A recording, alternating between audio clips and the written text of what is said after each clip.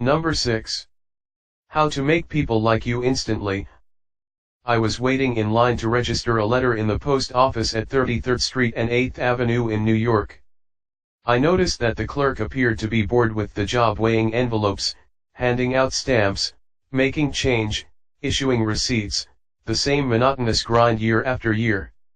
So I said to myself, I am going to try to make that clerk like me. Obviously, to make him like me, I must say something nice, not about myself, but about him. So I asked myself, what is there about him that I can honestly admire? That is sometimes a hard question to answer, especially with strangers, but, in this case, it happened to be easy. I instantly saw something I admired no end. So while he was weighing my envelope, I remarked with enthusiasm, I certainly wish I had your head of hair. He looked up, half startled, his face beaming with smiles. Well, it isn't as good as it used to be, he said modestly. I assured him that although it might have lost some of its pristine glory, nevertheless it was still magnificent. He was immensely pleased. We carried on a pleasant little conversation, and the last thing he said to me was, many people have admired my hair. I'll bet that person went out to lunch that day walking on air. I'll bet he went home that night and told his wife about it. I'll bet he looked in the mirror and said, it is a beautiful head of hair. I told this story once in public, and a man asked me afterwards, what did you want to get out of him? What was I trying to get out of him? What was I trying to get out of him? If we are so contemptibly selfish that we can't radiate a little happiness and pass on a bit of honest appreciation without trying to get something out of the other person in return, if our souls are no bigger than sour crab apples, we shall meet with the failure we so richly deserve. Oh yes, I did want something out of that chap. I wanted something priceless. And I got it. I got the feeling that I had done something for him without his being able to do anything whatever in return for me. That is a feeling that flows and sings in your memory long after the incident is past. There is one all-important law of human conduct. If we obey that law, we shall almost never get into trouble.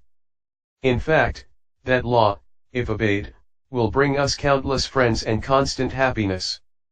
But the very instant we break the law, we shall get into endless trouble. The law is this: always make the other person feel important.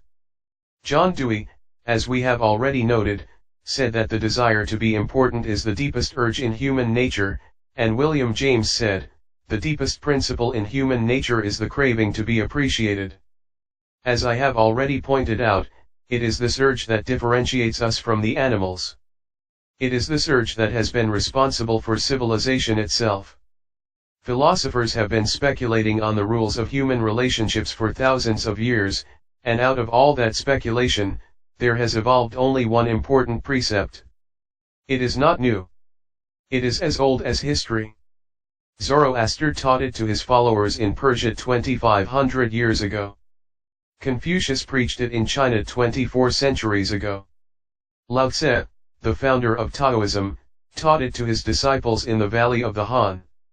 Buddha preached it on the bank of the holy Ganges 500 years before Christ. The sacred books of Hinduism taught it 1,000 years before that. Jesus taught it among the stony hills of Judea 19 centuries ago. Jesus summed it up in one thought, probably the most important rule in the world: do unto others as you would have others do unto you. You want the approval of those with whom you come in contact. You want recognition of your true worth. You want a feeling that you are important in your little world. You don't want to listen to cheap, insincere flattery, but you do crave sincere appreciation. You want your friends and associates to be, as Charles Schwab put it, hearty in their approbation and lavish in their praise. All of us want that. So let's obey the golden rule, and give unto others what we would have others give unto us. How? When? Where? The answer is, all the time, everywhere.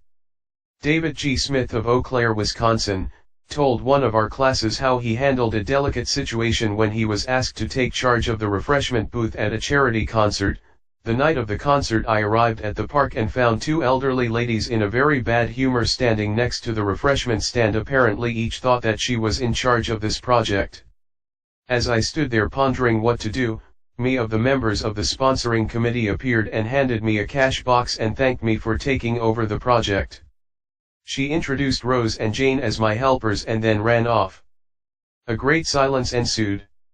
Realizing that the cash box was a symbol of authority, of sorts, I gave the box to Rose and explained that I might not be able to keep the money straight and that if she took care of it I would feel better. I then suggested to Jane that she show two teenagers who had been assigned to refreshments how to operate the soda machine, and I asked her to be responsible for that part of the project. The evening was very enjoyable with Rose happily counting the money, Jane supervising the teenagers, and me enjoying the concert. You don't have to wait until you are ambassador to France or chairman of the clam bake committee of your lodge before you use this philosophy of appreciation. You can work magic with it almost every day. If, for example, the waitress brings us mashed potatoes when we have ordered French fried, let's say, "I'm sorry to trouble you, but I prefer French fried." She'll probably reply, "No trouble at all," and will be glad to change the potatoes, because we have shown respect for her. Little phrases such as "I'm sorry to trouble you, would you be so kind as to, dash. Won't you please? Would you mind? Thank you," little courtesies like these oil the cogs of the monotonous grind of everyday life and, incidentally, they are the hallmark of good breeding. Let's take another illustration. Hall Caine's novels The Christian, The Deemster, The Manxman, among them, were all bestsellers in the early part of this century. Millions of people read his novels, countless millions. He was the son of a blacksmith. He never had more than 8 years schooling in his life, yet when he died he was the richest literary man of his time. The story goes like this: Hall Caine loved sonnets and ballads, so he devoured all of Dante Gabriel Rossetti's poetry. He even wrote a lecture chanting the praises of Rossetti's artistic achievement and sent a copy to Rossetti himself. Rossetti was delighted. "Any young man who has such an exalted opinion of my ability," Rossetti probably said to himself, "must be brilliant," so Rossetti invited this blacksmith's son to come to London and act as his secretary. That was the turning point in Hall Caine's life, for, in his new position, he met the literary artists of the day. Profiting by their advice and inspired by their encouragement, he launched upon a career that emblazoned his name across the sky. His home, Greeba Castle, on the Isle of Man, became a mecca for tourists from the far corners of the world, and he left a multimillion-dollar estate. Yet, who knows, he might have died poor and unknown had he not written an essay expressing his admiration for a famous man. Such is the power, the stupendous power, of sincere, heartfelt appreciation. Rossetti considered himself important. That is not strange, almost everyone considers himself important, very important. The life of many a person could probably be changed if only someone would make him feel important.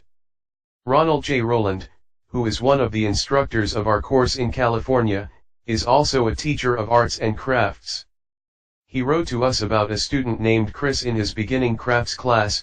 Chris was a very quiet, shy boy lacking in self-confidence, the kind of student that often does not receive the attention he deserves. I also teach an advanced class that had grown to be somewhat of a status symbol and a privilege for a student to have earned the right to be in it. On Wednesday, Chris was diligently working at his desk. I really felt there was a hidden fire deep inside him. I asked Chris if he would like to be in the advanced class. How I wish I could express the look in Chris's face, the emotions in that shy 14-year-old boy, trying to hold back his tears. "Who, me, Mr. Rowland? Am I good enough?" "Yes, Chris, you are good enough." I had to leave at that point because tears were coming to my eyes. As Chris walked out of class that day, seemingly 2 inches taller, he looked at me with bright blue eyes and said in a positive voice, "Thank you, Mr. Rowland." Chris taught me a lesson I will never forget: our deep desire to feel important. To help me never forget this rule, I made a sign which reads "You are important." This sign hangs in the front of the classroom for all to see and to remind me that each student I face is equally important. The unvarnished truth is that almost all the people you meet feel themselves superior to you in some way, and a sure way to their hearts is to let them realize in some subtle way that you recognize their importance, and recognize it sincerely. Remember what Emerson said, "Every man I meet is my superior in some way. In that, I learn of him." And the pathetic part of it is that frequently those who have the least justification for a feeling of achievement bolster up their egos by a show of tumult and conceit which is truly nauseating. As Shakespeare put it, man, proud man / drayest in a little brief authority / plays such fantastic tricks before high heaven / as make the angels weep. I am going to tell you how business people in my own courses have applied these principles with remarkable results. Let's take the case of a Connecticut attorney. Because of his relatives he prefers not to have his name mentioned. Shortly after joining the course, Mr. R drove to Long Island with his wife to visit some of her relatives. She left him to chat with an old aunt of hers and then rushed off by herself to visit some of the younger relatives. Since he soon had to give a speech professionally on how he applied the principles of appreciation, he thought he would gain some worthwhile experience talking with the elderly lady. So he looked around the house to see what he could honestly admire. "This house was built about 1890, wasn't it?" he inquired. "Yes," she replied, "that is precisely the year it was built." "It reminds me of the house I was born in," he said. "It's beautiful. Well built. Roomy. You know, they don't build houses like this anymore." "You're right," the old lady agreed. "The young folks nowadays don't care for beautiful homes. All they want is a small apartment, and then they go off gadding about in their automobiles." "This is a dream house," she said in a voice vibrating with tender memories. "This house was built with love. My husband and I dreamed about it for years before we built it. We didn't have an architect. We planned it all ourselves." She showed Mr. R about the house, and he expressed his hearty admiration for the beautiful treasures she had picked up in her travels and cherished over a lifetime: paisley shawls, an old English tea set, Wedgwood china, French beds and chairs, Italian paintings, and silk draperies that had once hung in a French chateau. After showing Mr. R through the house, she took him out to the garage. There, jacked up on blocks, was a Packard car, in mint condition. "My husband bought that car for me shortly before he passed on," she said softly. "I have never ridden in it since his death. You appreciate nice things, and I'm going to give this car to you." "Why, Auntie," he said, "you overwhelm me. I appreciate your generosity, of course, but I couldn't possibly accept it. I'm not even a relative of yours. I have a new car, and you have many relatives that would like to have that Packard." "Relatives?" she exclaimed.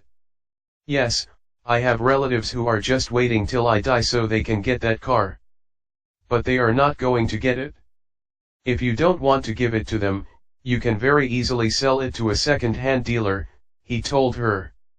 "Sell it?" she cried. "Do you think I would sell this car? Do you think I could stand to see strangers riding up and down the street in that car that my husband bought for me? I wouldn't dream of selling it. I'm going to give it to you. You appreciate beautiful things." He tried to get out of accepting the car, but he couldn't without hurting her feelings. This lady, left all alone in a big house with her paisley shawls, her French antiques, and her memories, was starving for a little recognition. She had once been young and beautiful and sought after. She had once built a house warm with love and had collected things from all over Europe to make it beautiful. Now, in the isolated loneliness of old age, she craved a little human warmth, a little genuine appreciation, and no one gave it to her. And when she found it, like a spring in the desert, her gratitude couldn't adequately express itself with anything less than the gift of her cherished Packard. Let's take another case. Donald M. McMahon, who was superintendent of Lewis and Valentine, nurserymen, and landscape architects in Rye, New York, related this incident. Shortly after I attended the talk on how to win friends and influence people, I was landscaping the estate of a famous attorney. The owner came out to give me a few instructions about where he wished to plant a mass of rhododendrons and azaleas. I said, "Judge, you have a lovely hobby. I've been admiring your beautiful dogs. I understand you win a lot of blue ribbons every year at the show in Madison Square Garden." The effect of this little expression of appreciation was striking. "Yes," the judge replied, "I do have a lot of fun with my dogs. Would you like to see my kennel?" He spent almost an hour showing me his dogs and the prizes they had won. He even brought out their pedigrees and explained about the bloodlines responsible for such beauty and intelligence. Finally, turning to me, he asked, "Do you have any small children?" "Yes, I do," I replied, "I have a son." "Well, wouldn't he like a puppy?" the judge inquired. "Oh, yes, he'd be tickled pink." "All right, I'm going to give him one," the judge announced. He started to tell me how to feed the puppy. Then he paused. "You'll forget it if I tell you. I'll write it out." So the judge went in the house, typed out the pedigree and feeding instructions, and gave me a puppy worth several $100 and 1 hour and 15 minutes of his valuable time, largely because I had expressed my honest admiration for his hobby and achievements. George Eastman, of Kodak fame, invented the transparent film that made motion pictures possible, amassed a fortune of $100 million, and made himself one of the most famous businessmen on earth. Yet in spite of all these tremendous accomplishments, he craved little recognitions even as you and I.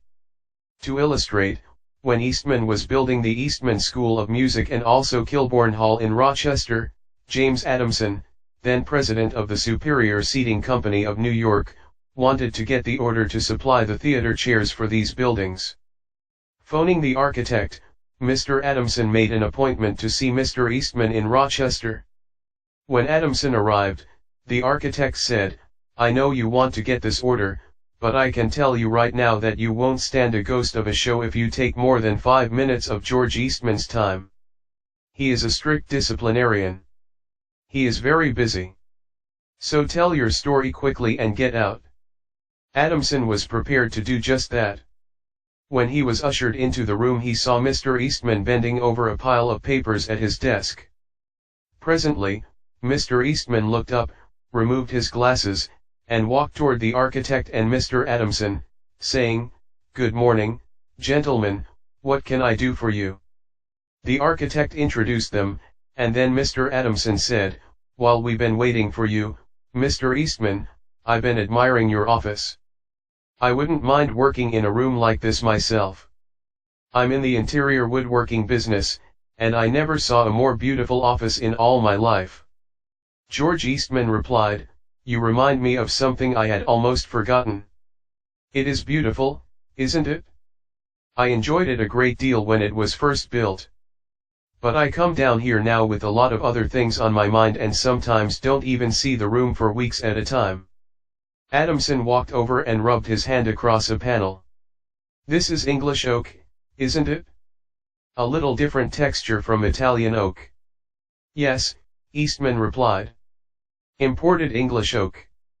It was selected for me by a friend who specializes in fine woods." Then Eastman showed him about the room, commenting on the proportions, the coloring, the hand carving and other effects he had helped to plan and execute.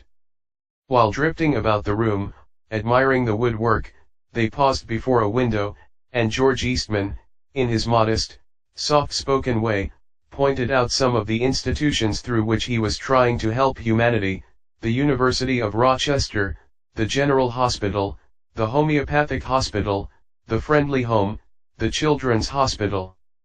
Mr. Adamson congratulated him warmly on the idealistic way he was using his wealth to alleviate the sufferings of humanity. Presently, George Eastman unlocked a glass case and pulled out the first camera he had ever owned, an invention he had bought from an Englishman. Adamson questioned him at length about his early struggles to get started in business, and Mr. Eastman spoke with real feeling about the poverty of his childhood, telling how his widowed mother had kept a boarding house while he clerked in an insurance office. The terror of poverty haunted him day and night, and he resolved to make enough money so that his mother wouldn't have to work. Mr. Adamson drew him out with further questions and listened, absorbed, while he related the story of his experiments with dry photographic plates. He told how he had worked in an office all day, and sometimes experimented all night, taking only brief naps while the chemicals were working, sometimes working and sleeping in his clothes for 72 hours at a stretch. James Adamson had been ushered into Eastman's office at 10:15 and had been warned that he must not take more than 5 minutes, but an hour had passed, then 2 hours passed. And they were still talking. Finally, George Eastman turned to Adamson and said, "The last time I was in Japan I bought some chairs, brought them home, and put them in my sun porch. But the sun peeled the paint, so I went downtown the other day and bought some paint and painted the chairs myself. Would you like to see what sort of a job I can do painting chairs? All right. Come up to my home and have lunch with me and I'll show you." After lunch, Mr. Eastman showed Adamson the chairs he had brought from Japan.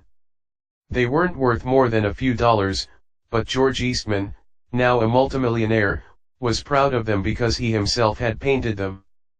The order for the seats amounted to $90,000. Who do you suppose got the order, James Adamson or one of his competitors?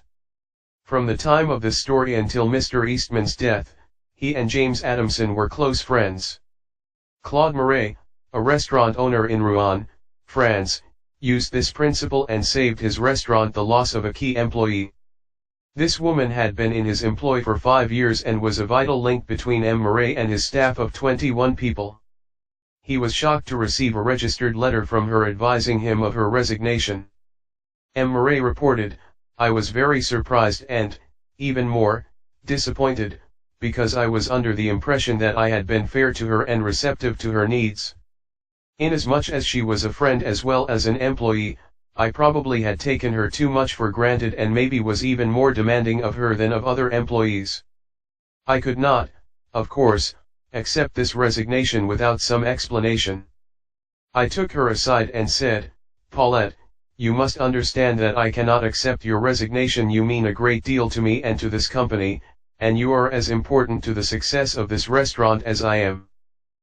I repeated this in front of the entire staff, and I invited her to my home and reiterated my confidence in her with my family present.